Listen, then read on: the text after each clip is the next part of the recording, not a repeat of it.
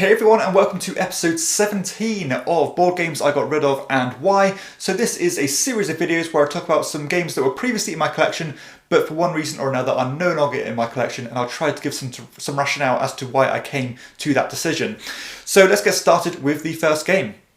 So the first game that I want to talk about is a game called Shikoku, which is a strange small box game where you're trying to climb this huge flight of stairs, but you want to be the person who is either in second place or second to last place. You don't want to be the first player to reach the top. And the way you move up these stairs is going to be drafting these cards, which has this quite an obtuse drafting system. But as I said, you're constantly trying to stay in between the players, not be last but not be first either, and just keep a nice balance between the two. The problem with this game I found was, well, first off, it was quite boring and samey from start to finish. But I felt like almost like the first 3/4 of the game were almost void. You didn't really have to really concentrate that much until it came to the end, because it was all about that kind of position where you were in when the game finished. So again, it felt like you're going through the motions a bit. It felt a bit arbitrary for the first half, 3/4. But yeah, so ultimately I didn't find the gameplay very satisfying. I thought it was just a bit boring and just not a very good game at all, to be honest. So that is Shikoku. The next game I want to talk about is called Out of Colditz. So I actually recently released a review on this game quite negatively, because I think this is actually probably one of the worst games I've played in recent memory. So this one is a pretty random and wild game as you are trying to collect these cards and then play these cards of a matching type, with the aim of trying to help these prisoners escape from Colditz, of course. So you're playing like a couple of ropes or maybe a couple of tunnels in a row, and once you've done this a certain amount of times, you're going to win the game. But as this is going on, your opponent is trying to sabotage you. You know, they're trying to cut your ropes off and stuff like this. So it's a constant back and forth. It's very frustrating. There's no strategy at all. There's no depth to this game. It's just a chaotic mess, and whoever draws the best cards at the right time is going to win. And it drags on too long. It's tedious, and it's just a terrible design. That is Out of Colditz. Obviously, that one left the collection. The next game is Haggis Grand Bazaar, and to be upfront, this game is actually quite decent. It's not a bad game at all. It's quite well ironed out and quite well thought out. It has some good mechanisms going on. It's got some bidding, it's got some set collection, it's even got some negotiation. And the way this game works is that each player is going to have a bunch of these action cubes, and then in turn order you're going to be using these action cubes to bid on different spots on the board to either collect new cards, because you're going to be collecting them and trying to sell them in sets, either all different types or all the same type, that kind of thing. But additionally, you can go to other spots which will kind of let you peek at the cards or let you trade with other players and all this different stuff. So yeah, on paper it worked perfectly fine, and to be completely upfront, we did play this game wrong when we played it, so we did have a few of the rules wrong, but I don't think it would have changed my lasting impression of this one. But I thought this game did feel like it was a bit scripted in what you'd do. So depending on the player order, it would always kind of be the first or the same spots getting gobbled up in the exact same way every single time. So it was kind of just going through the motions each time, and the decisions you had to make weren't terribly interesting or kind of agonising. It was always pretty obvious in what you'd do, and just collect cards, trade them in, collect cards, trade them in, and hopefully you draw the best ones. So yeah, I thought the replay value wasn't quite there, despite this one being, you know, pretty promising. It was just competing with too many other better games, I think. So that's why Haggis Grand Bazaar left the collection. The next game is called Hit the Silk. So talking about games that are absolutely awful, this one was probably the worst game I played last year.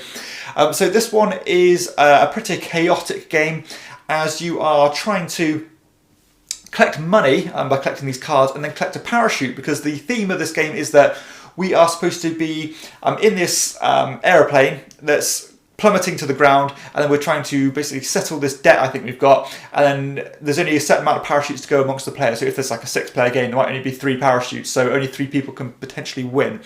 But it's this constant back and forth of, you know, drawing cards, just stealing cards of other people, even eliminating people when they have no control over it whatsoever. And I tend to really dislike games like this anyway, and I thought this one really did kind of rely on its theme and setting to try and get people involved.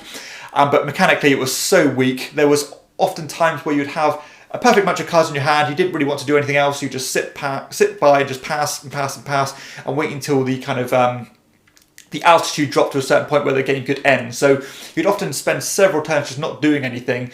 Some take that just for the sake of it, and you know, games like that just don't land for me at all, and this was an absolute calamity of a game that I would highly recommend you avoid. So that is Hit the Silk. The next game I want to talk about is called Apua, which was a game I wasn't expecting much from at all, and it actually did impress me quite a lot for that reason. And I think that was probably one of the reasons why this one offered kind of diminishing returns for me. So the first time I played it, I thought it was really good because, again, I wasn't expecting much. The second time I thought it was okay, but not quite as good as I remembered it. And then it kind of went down and down from there. But that being said, this game did do a good job of involving quite a few mechanisms in quite a simple package. It had some worker placement, it had some kind of blind bidding and resource management, even some good set collection mechanisms as well. And it had quite a unique approach as well, because you'd actually roll this bunch of dice at the start of the game and you'd allocate what all the different worker placement spots did as you went on. So like all the ones would correspond to this certain spot, and that could change from round to round, which I thought was quite interesting. But ultimately, I think this game was competing with quite a few other games in the same kind of genre of games, so that kind of medium light worker placement thing going on. And there are some just better ones out there, which meant this one was just sitting on the shelf, never being brought out. It was reasonably quick to play, it only took about an hour to 75 minutes to play. But again, there's some other games that offer, I think, a slightly richer experience and a slightly more polished experience in that time. And that one kept this from getting onto the table and kicked it from my collection ultimately. So that is Papua. The next game is Kanagawa by Bruno Cathala. So this one is one of those games where I think there's nothing really wrong with it, but there's nothing about it that excited me, despite this one being very beautiful in the way it looked on the table. So this one is a game where you're trying to almost paint this panoramic watercolour painting, and you're going to be trying to collect these sets of buildings or characters on them, and you're also using these cards in two different ways, not only for the panoramic picture itself, but also for this kind of workshop, which would mean that you could paint certain pictures. So you'd kind of build two certain parts of the game, not only the painting for the set collection, but also the workshop in order to paint the paintings in the first place.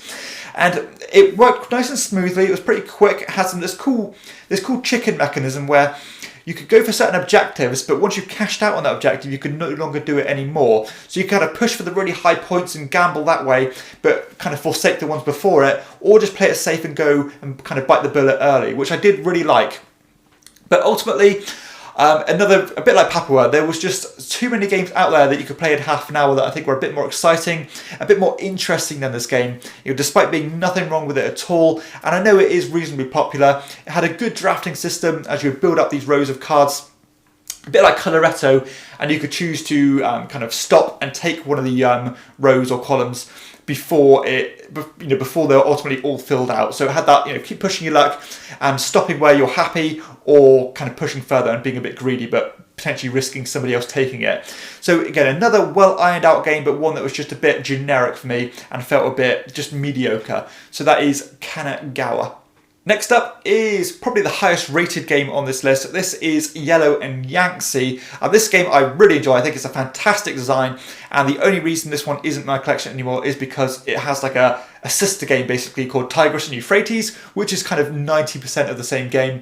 I bought them both because I wanted to see which one I preferred, and I just slightly prefer the Tigris and Euphrates version, which is the actual original version.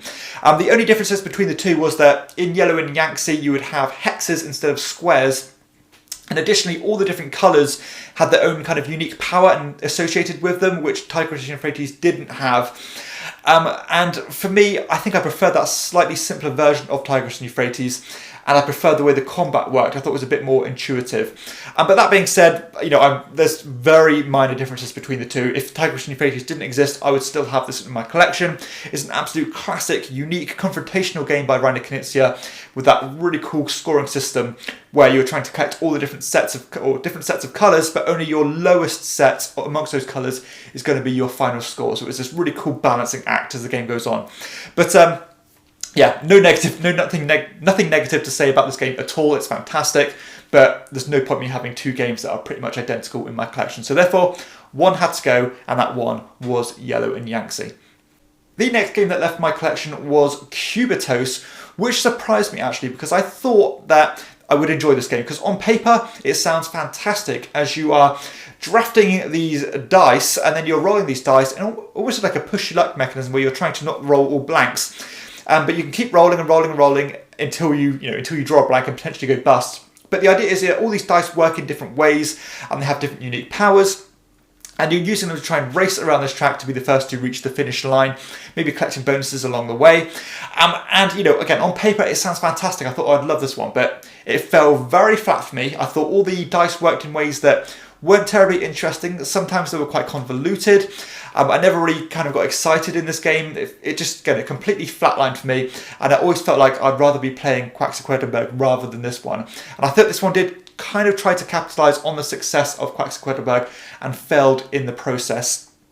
Now, I think I might be in the minority of this one. I know this one is quite well received, but for me, when you're thinking of a pushy luck, dice rolling, racing game with a bunch of unique dice, you think, this has all the recipe to be a fantastic game, when ultimately it was just okay at best, which I thought was quite disappointing and quite deflating. And ultimately I didn't enjoy it too much. So that is why Kubitos left the collection. The penultimate game I want to talk about is by Stefan Feld, actually. This is a game called Arena Roma 2. So this one is actually a very different approach to a Stefan Feld game. It's a dueling style card game, but the way you resolve or trigger these cards is based on dice rolls. So you're going to roll these dice, and depending on the pit values, they're going to trigger cards corresponding to certain spots on this row. And then you're going to be kind of stealing points of each other. You're going to be eliminating cards and things, which I really like. I love the clean mechanism of this game. The problem with this game was that it had the potential to go on very long. It was a very simple game, not terribly strategic. But yeah, sometimes you get into these long, drawn-out war of attrition where you're just trying to bleed points from each other rather than being a quick, snappy game. So normally when I play a quick, simple filler game, I want to have that kind of confidence that it's going to fall in a certain time frame. Like, sometimes you play this game in 15 minutes, no problem. But then sometimes you play for 45 minutes when you're playing the same game. And it kind of felt like that unpredictability on how long this is going to take really did kind of dampen the effect this game had on me.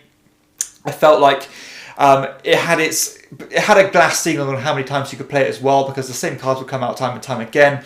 But that being said, it was a real fresh approach on a dueling style game, and it was kind of like a hybrid of that confrontational style of game, but with a Euro kind of flair to it.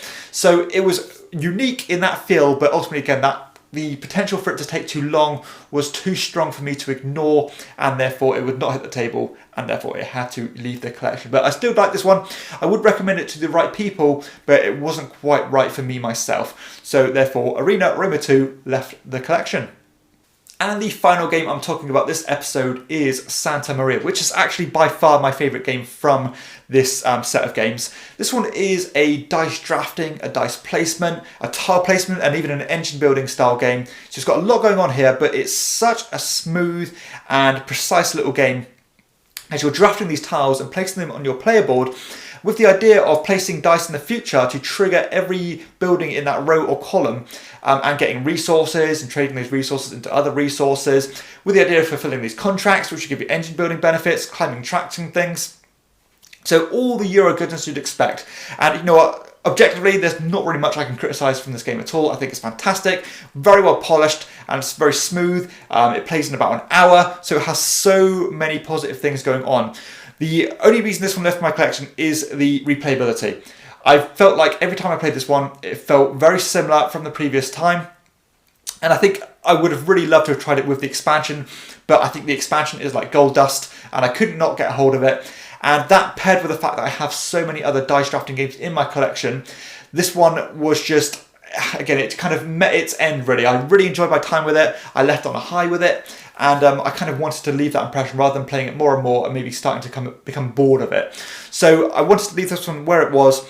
A game that I still recommend people check out if you do like dice drafting and do like engine building, and even that little puzzly element of tile placement as well. This one has, so much going on for it to its benefit. But again, that replayability just wasn't quite there for me to be a long stay in my collection. And it was kind of with a heavy heart I decided to remove this from my collection, despite me having a lot of things saying don't do it. So who knows, maybe one day I will get this one back with the expansion if that opportunity arises. So that is Santa Maria. So there we go, that concludes another 10 games that left my collection. I hope you've enjoyed this one, and I hope it's been useful to you. As usual, be sure to hit like, subscribe to the channel, all that good stuff, and also be sure to check out the other 16 episodes up to this point, because that's 160 games there I've talked about that have left my collection for one reason or another, and who knows, you might extract a bit of information from those. And for everyone else, I'll see you next time on Chairman of the Board. Bye now.